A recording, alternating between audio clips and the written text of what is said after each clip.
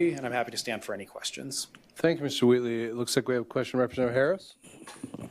Mr. Chair, Mr. Wheatley. So let's say you live in an HOA, right? Can HOAs regulate short-term rentals? Mr. Wheatley.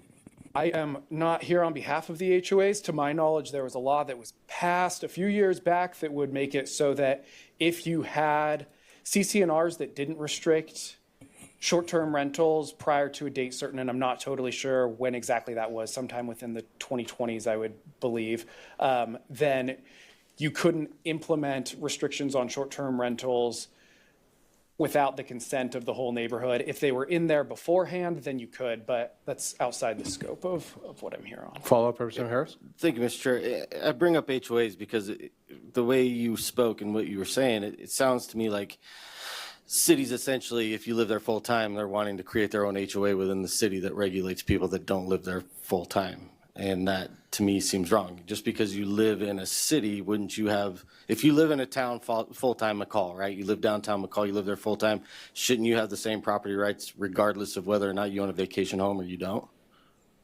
Mr. Wheatley. Chairman Wheeler, thank you. And I apologize for speaking out of turn earlier. I would say that there are rights that are competing, for sure. And if you do have that higher frequency of use, the person that's going to be most impacted is going to be the person that's living there day in and day out. I think that you've got the local process to address how these things are handled. Those that are living there can elect different members of city council to address various issues. And if they're unhappy with the outcomes as to how a certain city ordinance is playing out, then those that live there can vote those members out and pick somebody that is going to vote within their wishes. Follow-up, Representative Harris. Last one, Mr. Chair, thank Okay. you. So city council, for example, right, if I own, like I live in Lewiston, right, if I bought a house for a vacation home that I wasn't going to use as a short-term rental, but I own that property in McCall, chances are I'm not going to get the same representation from the city council because I'm not there to vote for that council, correct? So that argument kind of loses water either way you go, right? As a property owner, we just have to have rights that are standard, right? Everybody has the same property rights, plain and simple. You know, I can't be there to vote for a city council that's going to represent me as a property owner that wants a vacation home, just like, you know, they might not get the representation they feel they want from their city council to protect them from people having parties.